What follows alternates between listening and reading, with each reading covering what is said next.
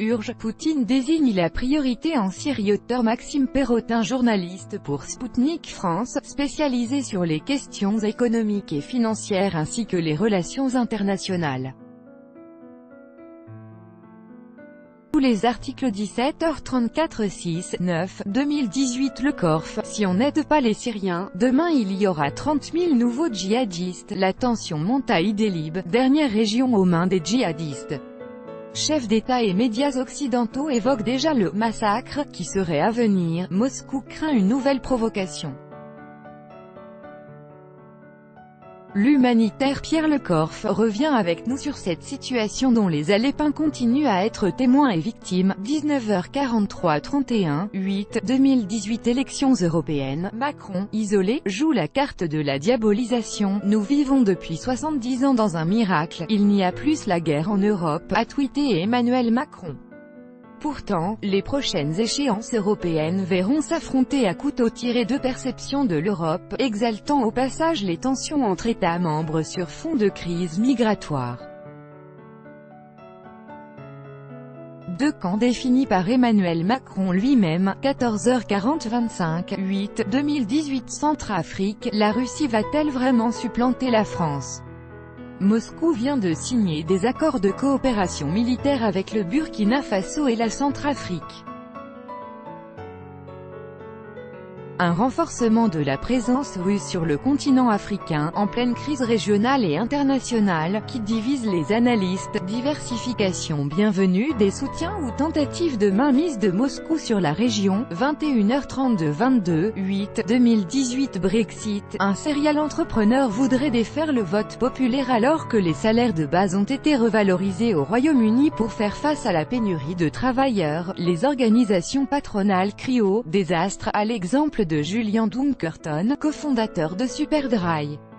Ce multimillionnaire vient de verser 1 million de livres à une organisation militant pour un nouveau référendum sur l'UE. Minuit 59 15 8 2018. Avenir de la Syrie, Moscou et Ankara convient Paris et Berlin aux négociations. La France et l'Allemagne de retour au cœur du jeu syrien. Paris et Berlin ont été invités à la table des négociations sur l'avenir de la Syrie par Ankara et Moscou.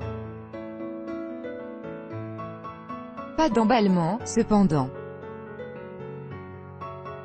Selon Richard Labévière, si la Russie ménage ses partenaires, c'est encore elle qui est maître du jeu pour la stabilisation et la reconstruction du pays. 14h53 11 8 2018. Face aux sanctions américaines contre l'Iran, l'UE a peu de moyens de pression. Activation de la loi dite de blocage par la Commission européenne, saisie de l'OMC par les États membres. Face au premier volet de sanctions américaines contre l'Iran, les Européens semblent démunis pour protéger leurs intérêts économiques face à l'extraterritorialité du droit américain, malgré des précédents. 21h09 10 8 2018. Déficit commercial français, la piste de Francfort sur le main. Hausse de la facture énergétique, manque de compétitivité des salariés français, guerres économiques de Donald Trump, incertitude sur le Brexit.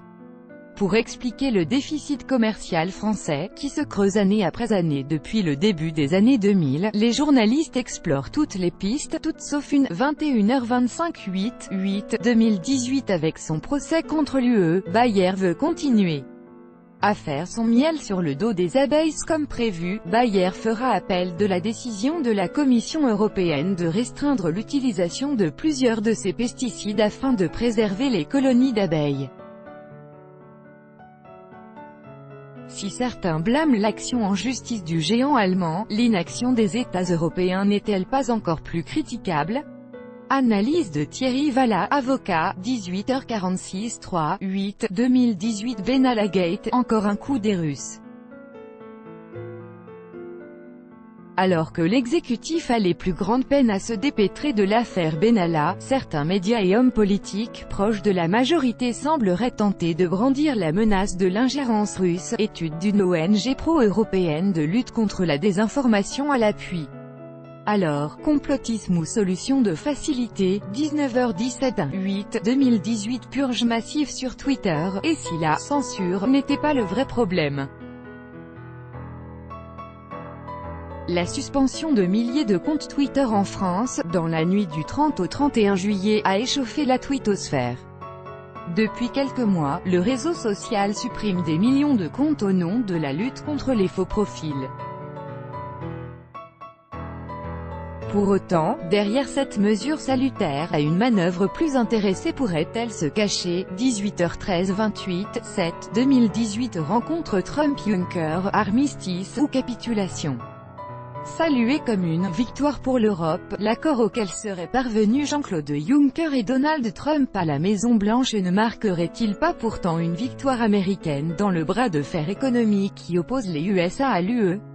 Un accord qui par ailleurs divise les Européens. 16h29 21/7 2018 Résorber la dette publique, l'impossible mission du gouvernement.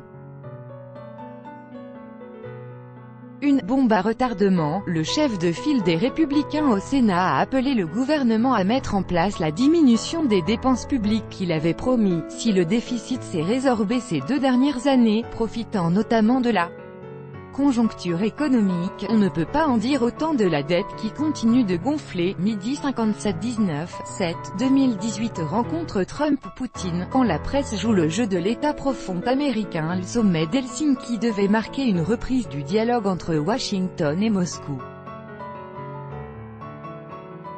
Ce fut sans compter sur la couverture de l'événement. Les journalistes des 2 rives de l'Atlantique ont emboîté le pas au faucon américain. Retour sur une fixation dangereuse des journalistes à l'encontre de Vladimir Poutine et Donald Trump. Sommet Trump-Poutine à Helsinki midi 34/7 2018 Augmentation des crimes et délits en France. Les forces de l'ordre en surchauffe et violences sont en hausse en France, malgré les efforts des forces de l'ordre pour enrayer leur progression. Des policiers et gendarmes, chargés d'assurer notre sécurité, sont de plus en plus confrontés à la dégradation de leurs conditions de travail mais aussi de vie. Retour sur une situation doublement préoccupante. 19h13 12/7 2018 Collecte des impôts privatisés, vers un retour à l'ancien régime. Numérisation, fin de la taxe d'habitation, prélèvement à la source, des changements qui justifieraient de nouvelles coupes dans les effectifs de Bercy. Au-delà de la forme que celle-ci pourrait prendre, que penser des transferts de levée d'impôts à des acteurs privés? Retour sur l'abandon de l'un des derniers bastions du régalien en France. Plus d'infos.